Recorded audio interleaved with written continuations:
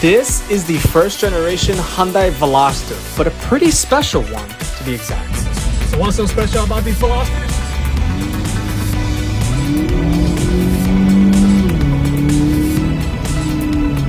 That. You're watching the 2016 Hyundai Veloster. This is General Cars. Let's get straight to it.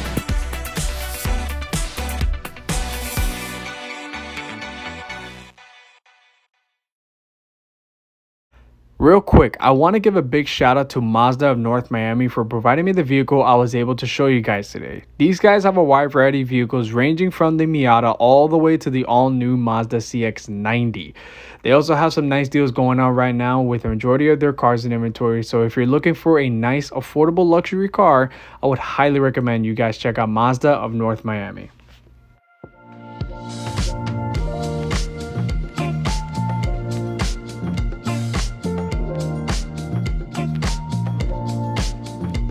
So now with an all-new Veloster that has came out now, what does this generation of Veloster, the first generation, really mean for anyone that wants to buy a used car now?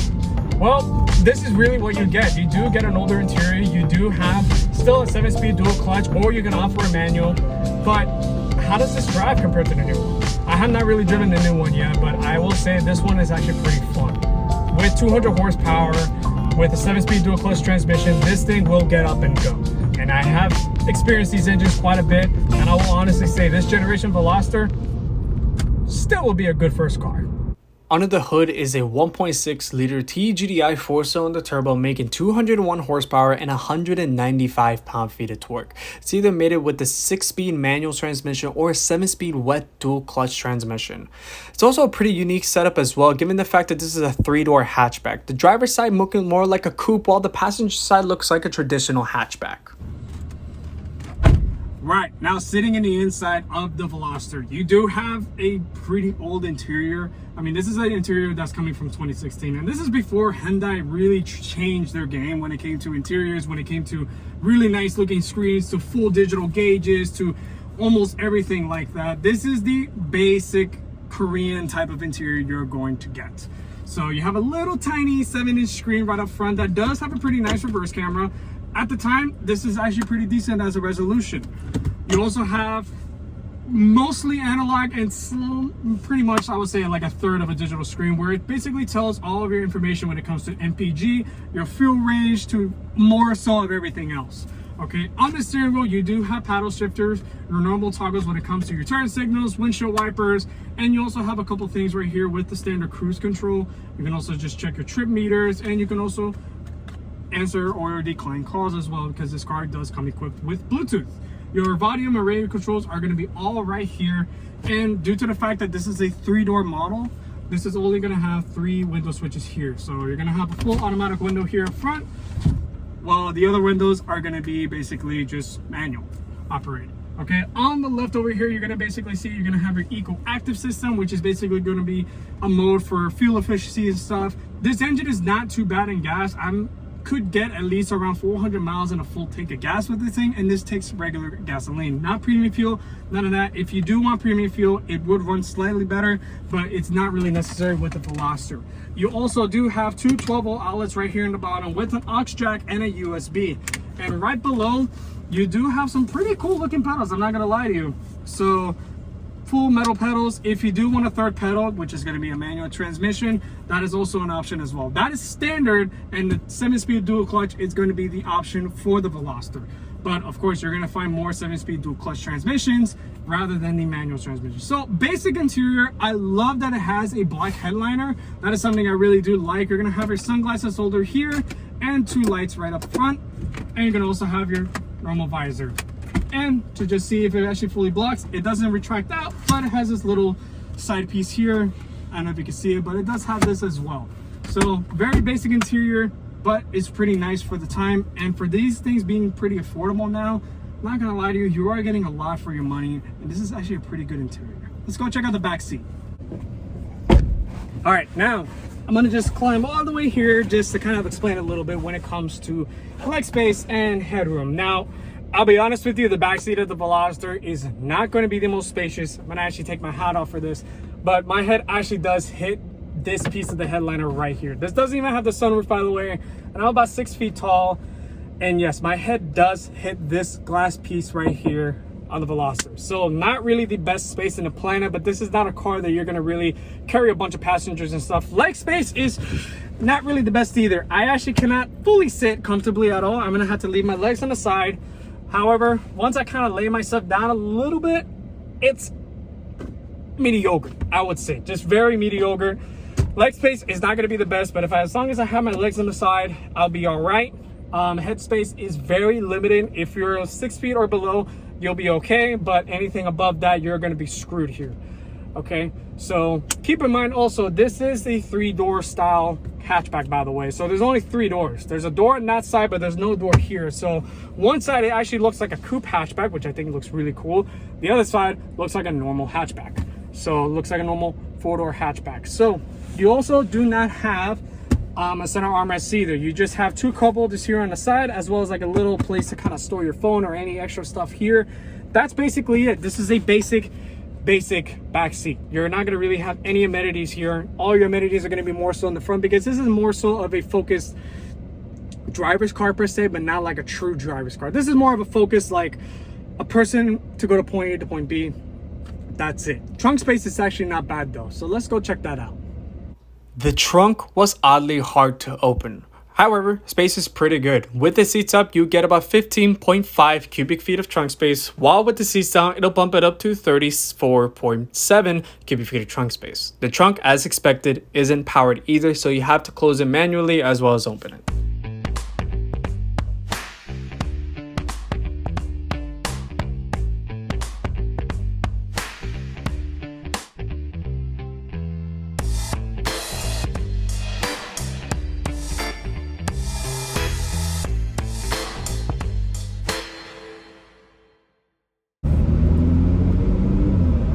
Enjoyed listening to that turbo, man. So with how this Veloster drives, this is, keep in mind, completely different, and it's on a completely different platform rather than the new 2nd generation Veloster. And unfortunately, that one is discontinuing since they're really not making that many sales on these things anymore.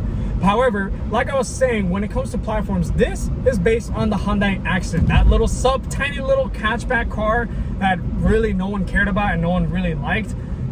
My mom had one. She really didn't like it. It was really bad in gas for some reason. This is based on that exact platform. And I will be honest with you, it doesn't handle the best, and I'm pretty sure it doesn't handle as well as maybe the newer Veloster, as that is in a new, completely brand new platform that is made more for performance. And I mean, they have the Veloster N, and that has 275 horsepower. This is just 200 horsepower. So there goes that. But with how this thing rides, it is a little bit stiff and it does have a bit of bounce on it, but it doesn't ride necessarily terrible. I can actually go on a road trip like this, just maybe the most with 2 people, just put stuff in the back and just go straight to a road trip, maybe to Orlando, which is about a 3-hour drive. And I'll be honest with you, that's actually not that bad.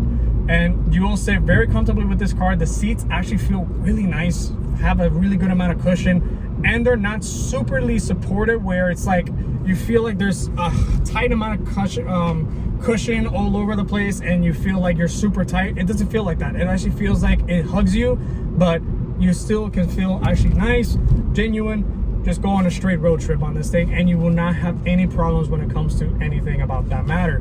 Now, road wise and handling, like I said, it's not going to be necessarily the best, but it's a fun amount of it. So it handles good for what it is.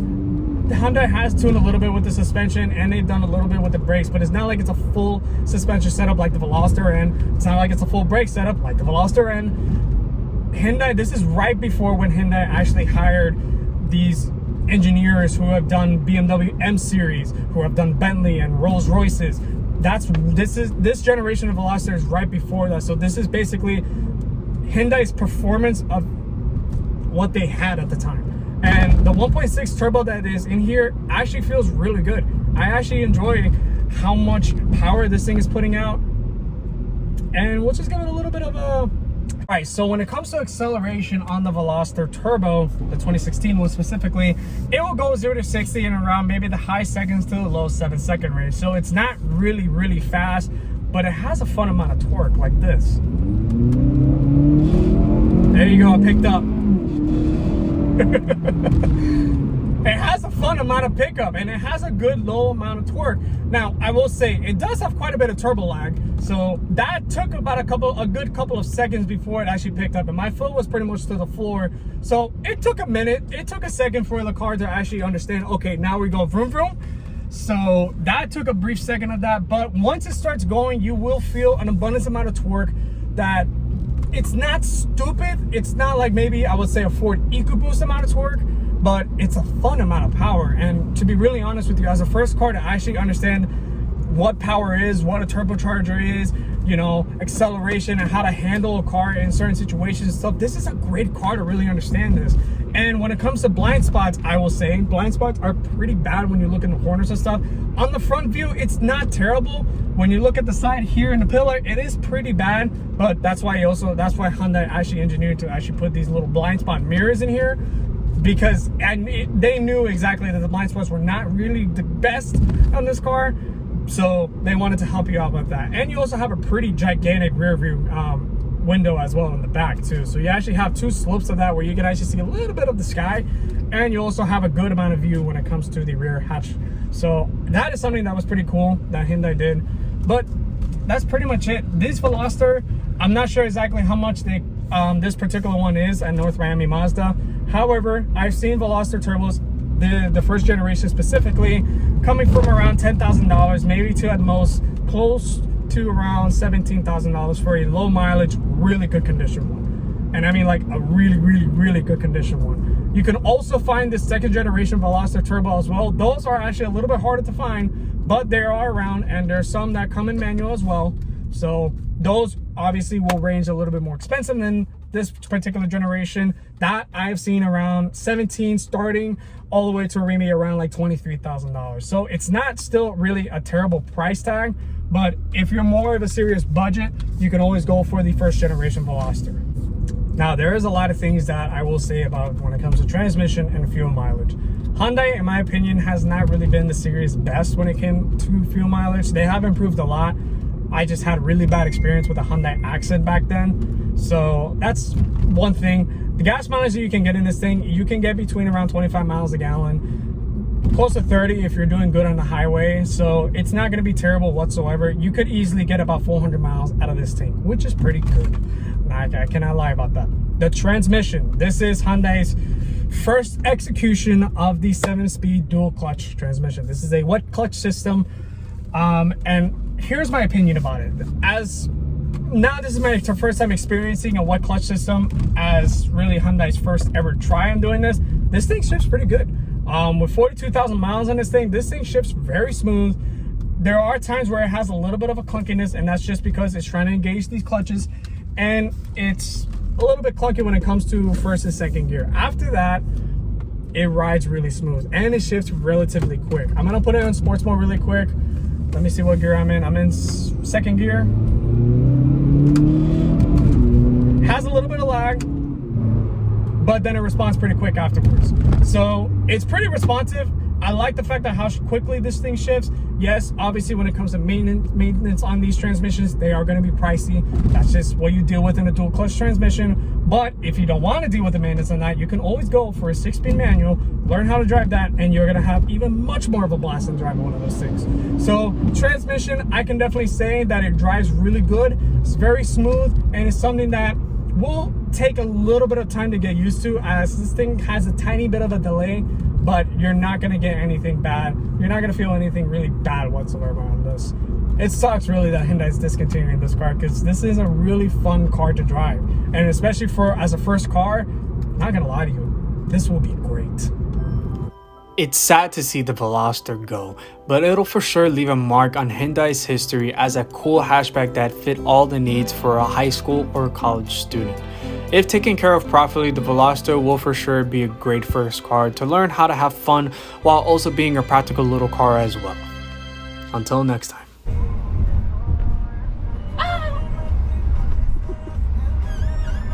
Alright, you can stop.